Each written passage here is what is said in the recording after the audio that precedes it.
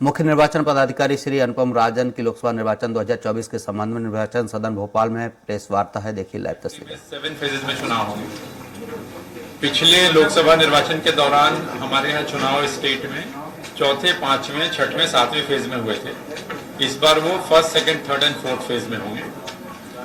First phase का जो पोल है वो 6 पार्लियामेंट्री कॉन्स्टिट्यूंसी में है, जो 19 अप्रैल को है। सेकेंड फेज का जो पोल है वो 26 अप्रैल को है 7 पार्लियामेंट्री कॉन्स्टिट्यूंसी के लिए। थर्ड फेज का पोल 7 मई को है 8 संसदीय क्षेत्र के लिए।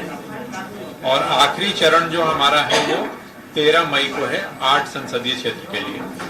कुल हमारे यहाँ 29 पार्लियामेंट्री कॉन्स्टिट्यूंसीज हैं, जैसा आप जानते हैं। हमारे जो टोटल वोटर्स हैं आज की स्थिति में वो हैं 5,64,76,110। 5,64,76,110। जैसा हम जानते हैं कि नाम जोड़ने की कार्रवाई, नॉमिनेशन लेने के जो आखिरी तारीख होती है उसके 10 दिन पहले तक हम आवेदन लेते हैं। तो ये हर चरण के हिसाब से वैरी करेगा, चूंकि नामांकन की तारीख भी हर फेज के लिए अलग अलग है। पुरुष मतदाताओं की संख्या 2,90,00,000 है, मैं राउंड फिगर बोल रहा हूं। महिला मतदाताओं की संख्या 2,74,00,000 है।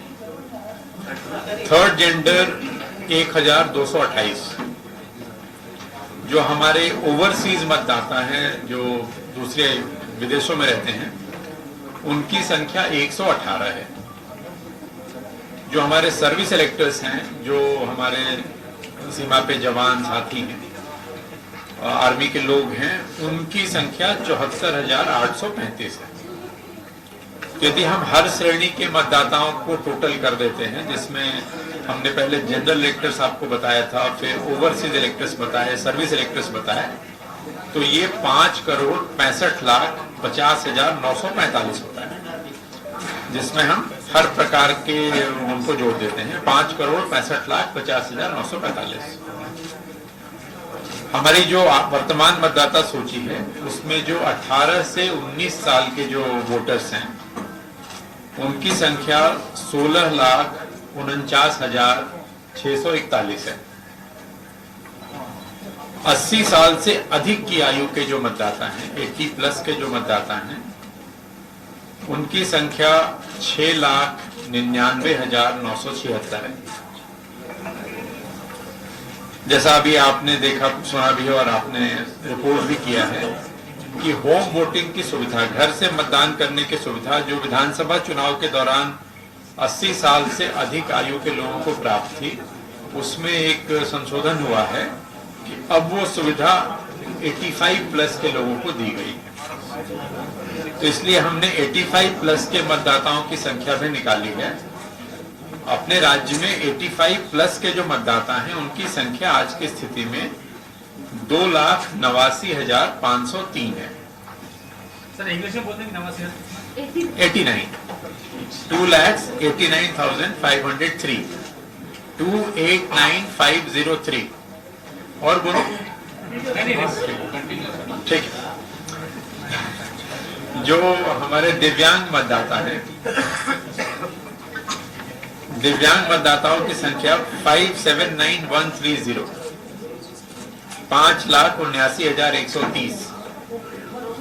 इसमें ये है, आप जानते हैं कि जो 40% से ज्यादा जो जिनकी दिव्यांगता है उनको भी होम वोटिंग का विकल्प उपलब्ध होता है। वो चाहे तो घर से मतदान करने की सुविधा का लाभ ले सकते हैं। तो घर से मतदान करने की सुविधा का लाभ 2 श्रेणी के लोगों को प्राप्त है, 85 प्लस के वोटर्स और हमारे ऐसे दिव्यांग मतदाता जिनकी दिव्यांगता 40% से ज्यादा है। जो हमारा ईपी रेशियो होता है, आबादी का कितना परसेंट है जो मतदाता है, वो 64.54 है। मतलब मध्य प्रदेश की आज की जो हमारी आबादी है, पॉपुलेशन है, उसका 64.54% लोग उसके मतदाता हैं। और जो जेंडर रेशियो है हमारी मतदाता सूची का, प्रति 1,000 पुरुष पे कितनी महिला मतदाता है, वो 947 है।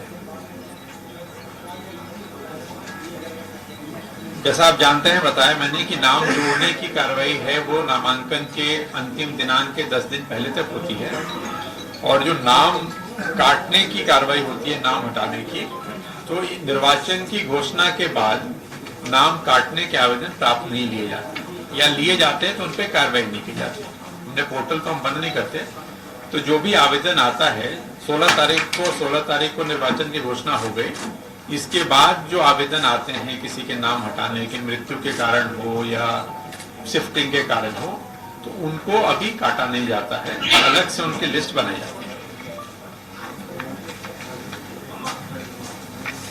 अगर हम देखते हैं ऐसे कि पोलिंग स्टेशन वार अगर हम देखते हैं, तो जो हमारे 29 जो संसदीय क्षेत्र हैं, उसमें सबसे कम मतदान केंद्र वाला जो हमारा पार्लियामेंट्री कॉन्स्टिट्यूंसी है वो छिंदवाड़ा है। छिंदवाड़ा में 1934 मतदान केंद्र है, 1934। सबसे अधिक मतदान केंद्र जिस संसदीय क्षेत्र में है वो मंडला है, जहां पे 2614 मंडला में सबसे ज्यादा मतदान केंद्र है। मतदाताओं की संख्या के हिसाब से अगर हम देखते हैं तो अगेन छिंदवाड़ा में वोटर्स की संख्या, सबसे कम वोटर वाला अगर कोई पार्लियामेंट्री कॉन्स्टिट्यूंसी है तो वो छिंदवाड़ा है, जहां 16,32,074 1632,074 इतने मतदाता हैं आज की स्थिति में। और अधिकतम मतदाता वाला कोई जो संसदीय क्षेत्र है वो इंदौर है, जहां 25,13,424 25,13,424 इतने मतदाता हैं। तो इंदौर में हाईएस्ट नंबर है, छिंदवाड़ा में लोएस्ट नंबर है। जेंडर के हिसाब से जब हम देखते हैं, तो जेंडर रेशियो हमारा जो सबसे कम है जिस पार्लियामेंट में, वो भिंड है। भिंड में 1000 पुरुष पे जो महिला का अनुपात है वोटर का, वो 857 है, 857। हमने पूरे राज्य का भी देखा था, 947 था औसत, लेकिन भिंड में वो घट के 857 है। और हाईएस्ट जेंडर रेशियो जहां सबसे अच्छा है, 1000 पुरुषों पे अधिक महिलाएं, वो बालाघाट है, 1014। तो बालाघाट में प्रति 1000 मतदाताओं पे महिला मतदाताओं की संख्या ज्यादा है, 1014 1014 प्रति 1000 पुरुष। जी जी जी। इसके अलावा हमारे मतदान केंद्रों की संख्या वही है जो विधानसभा निर्वाचन के दौरान थी, 64,523। विधानसभा के दौरान हम लोगों ने सहायक मतदान केंद्र कुछ बनाए थे, जहां भी मतदाताओं की संख्या 1550 से ज्यादा थी, वहां पे हम लोगों ने सहायक मतदान केंद्र बनाए थे। ये सहायक मतदान केंद्र वहीं पे बनाते हैं जहां मूल मतदान केंद्र होता है, कहीं मतदाता को अलग ही दूर नहीं जाना पड़ता। इस बार हम लोगों ने लोकसभा चुनाव के लिए विधानसभा चुनाव का जो अनुभव रहा था उसके आधार पे 1550 की जगह इसको 1500 किया है। तो जहां भी जिस मतदान केंद्र पे 1500 से ज्यादा मतदाता हैं, वहां के लिए हम लोगों ने सहायक मतदान केंद्र बनाने का प्रस्ताव भारत निर्वाचन आयोग को भेजा है। इस प्रकार के कुल हम 367 सहायक मतदान केंद्र भारत निर्वाचन आयोग से अनुमति प्राप्त होते ही बनाएंगे। 367 ये सहायक मतदान केंद्र उसी जगह पे होते हैं जहां मूल मतदान केंद्र होता है। तो 2 मतदान केंद्र होने से थोड़ा भीड़ कम हो जाती है, आसानी से मतदान हम कर पाते हैं। कानून व्यवस्था सुनिश्चित करने के लिए जो प्रयास पिछले बार हम लोगों ने विधानसभा के दौरान किए थे, वही हम लोग इस बार भी कर रहे हैं। अभी आचार संहिता या चुनाव की घोषणा हुए 2 दिन हुए हैं, लेकिन लगातार समीक्षाएं चल रही हैं। हमारे स्टेट में जो लाइसेंस्ड वेपन है वो 2,84,503 है, 2,84,503। इसमें से लगभग 1.25 लाख हथियार अभी तक हम लोग जमा करा चुके हैं और बाकी कार्रवाई चल रही है। कुछ अवैध हथियार जब्त भी किए गए हैं, 152 अवैध हथियार हैं जो जब्त भी किए गए हैं। जैसा हम लोगों ने पिछले विधानसभा चुनाव के दौरान भी बहुत सारे मतदान केंद्र हमारे थे, आप सबसे पहले भी चर्चा हुई थी, जो पूर्णतः विमेन मैनेज थे, जिसको हम पिंक पोलिंग बूथ कहते हैं, जहाँ आपके चारों जो मतदान दल होते हैं सभी महिलाएं थी। मंदसौर में आपको बताऊं पूरी काउंटिंग की पूरी टीम मैंने पूरी काउंटिंग वहां महिलाओं ने की थी विधानसभा चुनाव के दौरान, जो कंट्री में एक बड़ा अनूठा प्रयोग रहा था और बहुत सराहा गया था। इंडिया टुडे ने भी इसको कवर किया था। तो लोकसभा निर्वाचन के दौरान हम लोगों ने टारगेट किया है कि 3500 मतदान केंद्र हम महिलाओं के द्वारा संचालित सोचा। अधिक से अधिक प्रयास ये होगा कि और भी बढ़ाएं, तो सभी कलेक्टर अभी 3500 हम लोगों ने टारगेट किया है और इसको बढ़ाने का प्रयास करेंगे। इसी तरह से 250 मतदान केंद्र दिव्यांग साथियों के द्वारा संचालित हों, ये हम लोग प्रयास कर रहे हैं। लोकसभा निर्वाचन में लगभग 5.5 लाख कर्मचारी हमारे लगेंगे। मतदान दिवस के दिन बीएलओ हर मतदान केंद्र में पहले उपलब्ध रहते हैं, उनके पास भी एक सूची होती है ताकि वो मतदाताओं की मदद कर सकें। ट्रेनिंग आदि जो भी व्यवस्थाएं हैं, वो निर्धारित सारी जो गतिविधियां हैं इलेक्शन से रिलेटेड, वो अपनी टाइमलाइन के हिसाब से चल रही हैं। क्योंकि पार्लियामेंट में विधानसभा में क्या होता है कि जो ड्यूटी लगती है, इस विधानसभा के कर्मचारी की ड्यूटी दूसरी विधानसभा में लगती है, तो वो लोग पोस्टल बैलेट की जरूरत पड़ती है। पार्लियामेंट में चूंकि 8 विधानसभा का एरिया होता है, तो कर्मचारी को पोस्टल बैलेट की जगह अधिकांश कर्मचारी इलेक्शन ड्यूटी सर्टिफिकेट से वोट करेंगे, क्योंकि कैंडिडेट नहीं बदलते, पार्लियामेंट का पूरा कैंडिडेट सेम रहता है। तो अगर इस विधानसभा वाले कर्मचारी की ड्यूटी दूसरी विधानसभा में लगी हुई है, तो कैंडिडेट का परिवर्तन नहीं होता, तो वो लोग ईडीसी से उसको करेंगे, वही डाल देंगे। हाँ, जहां उनकी ड्यूटी होगी वहीं डाल देंगे।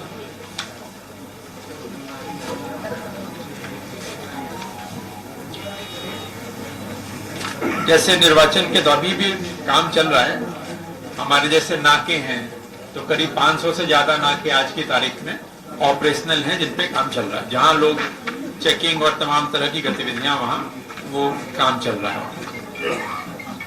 सीजर्स भी हो रहे हैं, वाहनों की चेकिंग वगैरह आदि, वो सारी चीजें आरंभ हो गई हैं और इसको धीरे धीरे और इसमें शक्ति आएगी। विधानसभा चुनाव के दौरान भी हम लोगों ने मतदान 50% से ज्यादा मतदान केंद्रों पे वेबकास्टिंग की थी और वेबकास्टिंग के माध्यम से मतदान की लाइव वेब स्ट्रीमिंग हुई थी। आयोग के निर्देश है कि 50% से अधिक मतदान केंद्रों पे लाइव वेब स्ट्रीमिंग हो, उसका पालन लोकसभा चुनाव के दौरान भी किया जाएगा। जिन गाड़ियों में ईवीएम मशीन का परिवहन होता है, जिस वाहन से पोलिंग पार्टी जाती है मशीन लेकर के और जिससे लौटती है, और उसके साथ साथ सेक्टर ऑफिसर जो उस दिन चुनाव के दिन होते हैं, इन सभी गाड़ियों में जीपीएस लगा होता है। विधानसभा के दौरान भी था और इस बार भी रहेगा कि जीपीएस के माध्यम से इनके मूवमेंट को ट्रैक किया जा सकेगा कि गाड़ियां किस रास्ते पे जा रही हैं। मतदान केंद्र पे जो हमारे निःशक्त जन हैं, वरिष्ठ मतदाता हैं, गर्भवती माताएं हैं या वैसी महिला मतदाता जिनके छोटे बच्चे हैं, इन सबको प्राथमिकता के साथ हम लोग वोट कराते हैं। यथासंभव अधिकांशतः इनको लाइन में नहीं लगना पड़ता, स्वतः ही लोग स्वतः भी उनको आगे कर देते हैं और हमारे जो वॉलंटियर्स हैं वो भी इनकी तत्काल मदद करके करते हैं। इस बार चूंकि गर्मी भी होगी, तो पर्याप्त छाया वगैरह की व्यवस्था भी मतदान केंद्र में हम लोग रखेंगे। पानी तो रखते हैं, पानी भी रहेगा, छाया भी रखेंगे गर्मी के कारण। जी, मठा का तो अभी नहीं है, लेकिन पानी और छाया वगैरह का प्रयास जरूर, अगर स्थानीय स्तर पे कुछ हो पाया तो विचार करेंगे। एक सेकंड मुझे खत्म करने दीजिए। अब कोई है ना, अब एक बार खत्म कर लेते हैं फिर बात करते हैं। शिकायतों के निराकरण के लिए जिला स्तर पे, राज्य स्तर पे कंट्रोल रूम है। 1950 से आप परिचित हैं, टोल फ्री नंबर, उस पर शिकायत हो सकती है। सी विजिल ऐप से आप परिचित हैं, उसके माध्यम से शिकायतें होती हैं। चूंकि अपने यहाँ 4 महीने पहले विधानसभा चुनाव हुए हैं, तो लगभग सारा कुछ सबके जहन में ताजा है।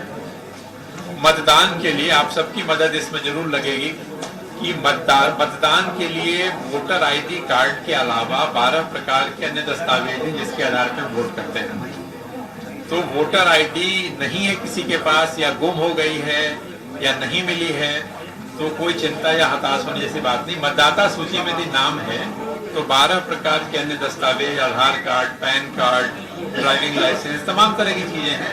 हम लोग प्रचार भी करते हैं उसका पैम्पलेट पोस्टर्स के माध्यम से, तो वो उसके माध्यम से आप कर सकते हैं। वो जो वोटर स्लिप का वितरण है वो हर मतदाता को मतदान दिनांक के 5 दिन पहले प्राप्त हो, बीएलओ के माध्यम से हम लोग सुनिश्चित करेंगे। पोलिंग का जो परसेंटेज है लोकसभा 14 में जो मतदान का प्रतिशत था हमारा वो 61.57 था।